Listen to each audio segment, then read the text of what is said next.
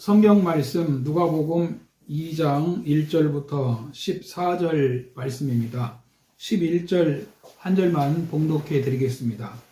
오늘날 다윗의 동네에 너희를 위하여 구주가 나셨으니 곧 그리스도 주시니라.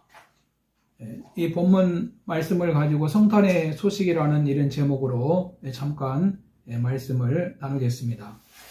올해도 어김없이 기쁨의 성탄절을 맞이합니다. 성탄과 함께 한 해를 잘 마무리하시고 새해를 시작하는 마음을 가지면 좋겠습니다.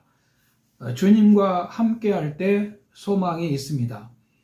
영국 BBC 방송이 오래전에 자국민 100만 명을 상대로 설문조사를 한 일이 있었습니다.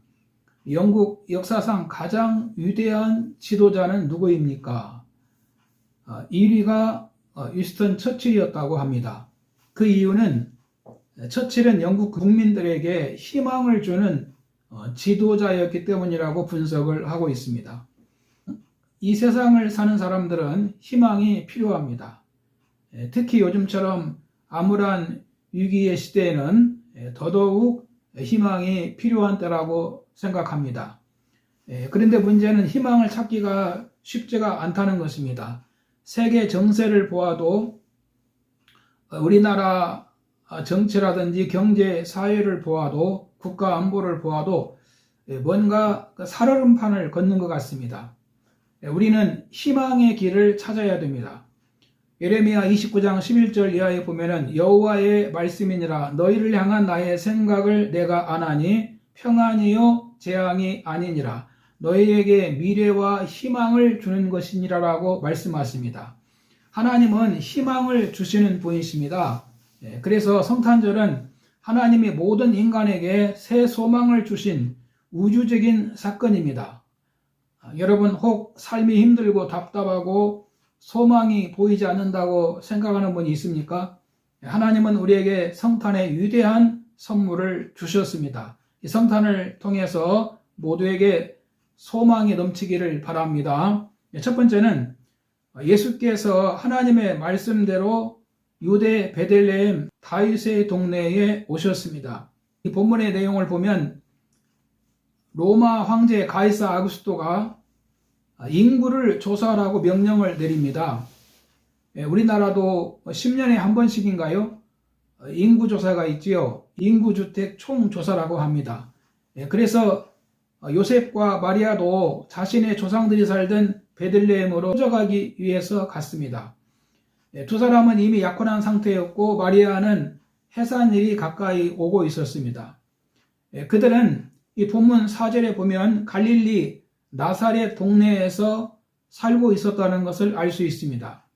마리아에게는 이제 산딸입니다. 그런데 왜 갑자기 이런 일이 일어났습니까? 메시아가 어디에서 난다고 성경에서 말씀합니까? 미가서 5장 2절에 보면 베들레헴 에브라다야 너는 유다 족속 중에 작을지라도 이스라엘을 다스릴 자가 내게서 내게로 나올 것이라 그의 근본은 상고의 영혼에 있느니라라고 말씀하십니다.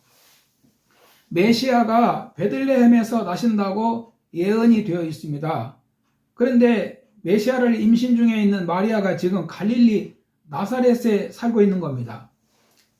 갈릴리 나사렛에서 출산을 하면 어떻게 되겠습니까? 성경은 메시아가 유대 땅 베들레헴에서 나신다고 하셨죠. 그런데 갈릴리에서 태어나게 되면 큰 문제가 되겠지요. 그래서 하나님이 가이사 황제의 마음을 움직이셔서 로마의 지배를 받는 모든 사람들로 하여금 제 고향으로 가서 호적하라고 명령을 내리게 하시고 요셉과 마리아도 아무것도 모르지만 걱정스러웠지만 베들레헴으로 가서 그곳에서 아기를 출산하게 되었다라는 것입니다. 그러니까 하나님의 말씀이 이루어진 것이지요. 여러분 하나님의 말씀은 반드시 이루어집니다. 로마 제국의 황제의 마음을 움직여서라도 하나님의 뜻이 이루어지게 하십니다. 그래서 우리에게 하나님의 약속도 또 구원도 복도 하나님의 말씀대로 온다는 것을 아셔야 되고 죄에 대한 벌도 심판도 하나님의 말씀대로 여러분 닥칠 수 있다는 것을 알아야 됩니다. 두 번째는 예수님을 강보로 싸서 구유에 뉘었으니라고 말씀하십니다.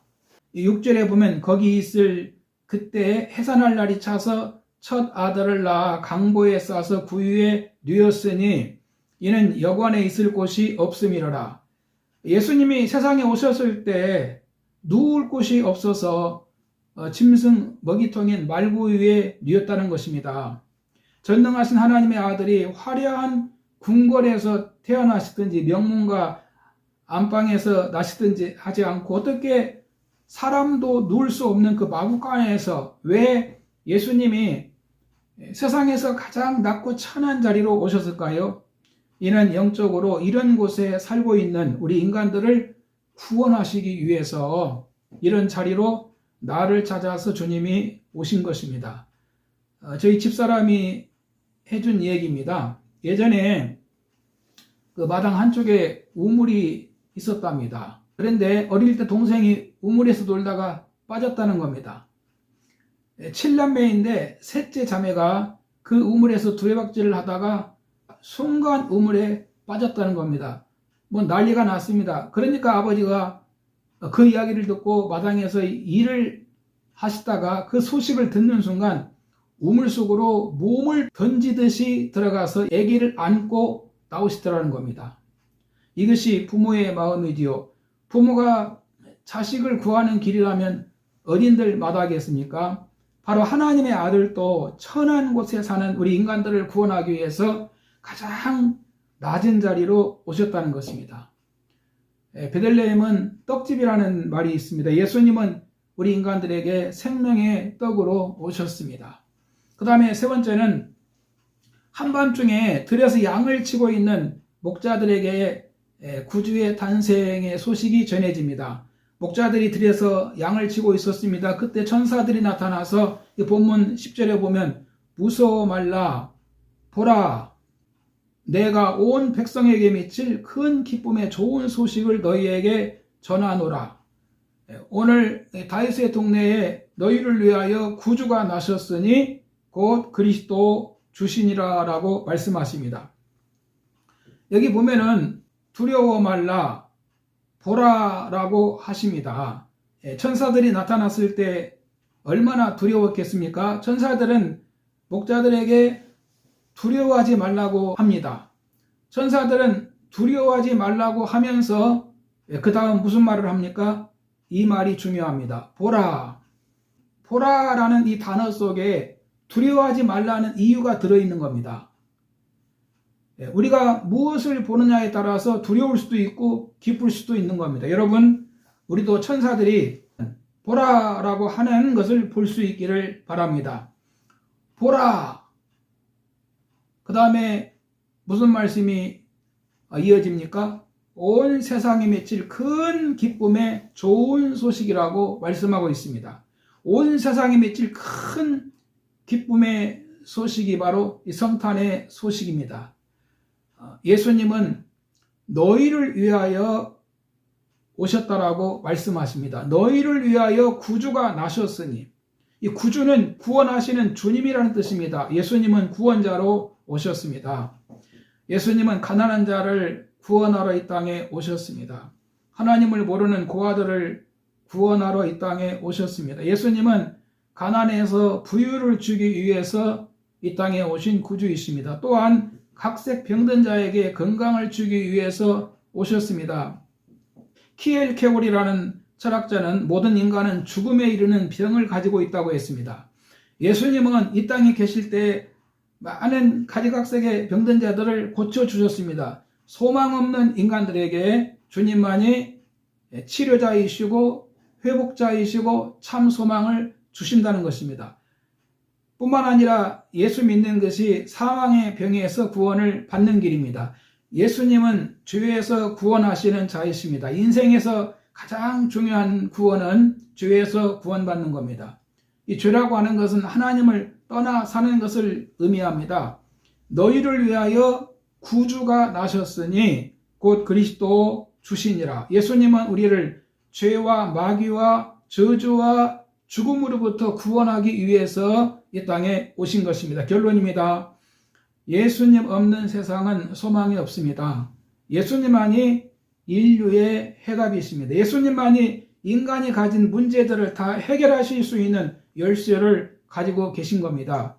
그러므로 우리는 이 기쁜 소식을 우리가 가져야 되고, 또 이 기쁜 소식을 우리가 깨닫고 하나님이 주신 그 은혜를 우리가 알아야 되고 믿어야 되고, 이 소식을 우리 이웃에게도 전해 주어야 하겠습니다. 여러분, 저는 여러분들에게 성탄의 기쁜 소식을 전합니다. 할렐루야.